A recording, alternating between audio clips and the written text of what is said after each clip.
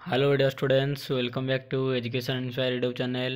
षष्ठ श्रेणी पिला माने आज आम आलोचना करवा तुम विज्ञान बहिर सप्तदश अध्याय विषयटीर ना हो जीवजगत वायुर गुरुत्व। यही विषय पिले समस्त क्वेश्चन आंसर गुड़िक आज आम आलोचना करवा। बुझे पिले अभ्यास 1 2 3 4 जिते सब क्वेश्चन आंसर अच्छी 5 नंबर जाए समस्त क्वेश्चन आंसर पिले डिस्कसन करवा। जल्दी जल्दी चैनल को सब्सक्राइब करने सहित पाखे बेल आइकन को प्रेस कर वीडियो सांग मान निकट को शेयर करूँ। ओके, तो पे चलते भिडियो आम आरंभ करवा। तो प्रथम क्वेश्चन कही पिले ना वायु रे अम्लजान 1/5 और अंगारकाम्ल 300% अच्छी। यही अनुपात अदल बदल हेले जीवजगत उपर यार की प्रभाव पड़ो चारोटी वाक्यर लेख। प्रथमतः कही ना अम्लजान ह्रास पाइले दहन प्रक्रिया चली पार ना कि तापशक्ति मिलनी। द्वितीयतः कही जीव मैंने श्वासक्रिया कर नपारी मृत्युमुखर पड़े। 3 नंबर कही अंगारकाम्ल वृद्धि पाइले वायुमंडल दूषित हो एवं तापमात्रा वृद्धि पाई पृथ्वी उत्तप्त हो बुझे। नेक्स्ट कही प्रथम दुईटी शब्दर संपर्क देखी तृतीय शब्द सहित संपर्कित शब्द लेख। माछ गाली सेमती बताबार कौन हम ना फुसफुस। नेक्स्ट कही जिया चर्म एवं असरपा तार श्वासरंध्र दे श्वासक्रिया करे। आर्किड मूल असतत पत्र। नेक्स्ट कही मनीष फुसफुस उद्भिद स्तोम बुझे।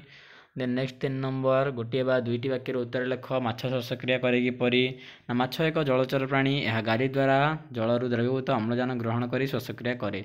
देन नेक्स्ट कही अर्किड परि श्वासक्रिया अर्किड किपरि श्वासक्रिया करे। अर्किड अन्य गछर डाल रही है। वायु रे झुलुवा मूल जातीय बा मूल जलीय बाष्प द्रवीभूत अम्लजान ग्रहण कर श्वासक्रिया करे। देन नेक्स्ट कही बेंग शीत दिन किपरि श्वासक्रिया करे। शीत दिन बेंग अधिकांश समय काटी माटी तले रोथुवारु चर्म द्वारा से श्वासक्रिया करे। ओके, देन नेक्स्ट कही 4 नंबर माछरू पानी को बाहर करी आनिले किछि समय पर मरी जाए ना जल रे गाली श्वासक्रिया साहाय्य जल रे गाली श्वासक्रिया साहाय्य करुथो श्वासक्रिया रे साहाय्य करुथला बेले स्थल भाग रे फुसफुस साहाय्य करे। माछर फुसफुस नथिबारु एहाकू पानी रू बाहर को करी आनिले यह श्वासक्रिया करि न पारे बुझी।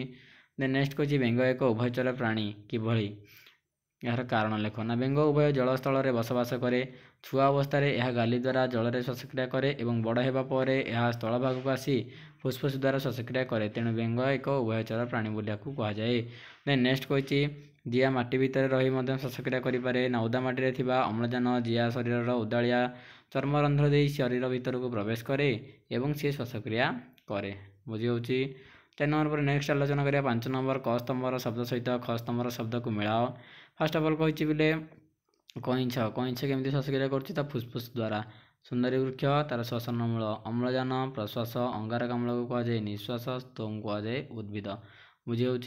सो ये पे तुम ओवरऑल समस्त क्वेश्चन आंसर। जब वीडियो भल लगे लाइक शेयर सब्सक्राइब करने सहित सांग निकट को वीडियो शेयर करूँ। पुणी इंटरेस्टिंग वीडियो पाइबा गले आम चैनल सहित जोड़े रुहतु।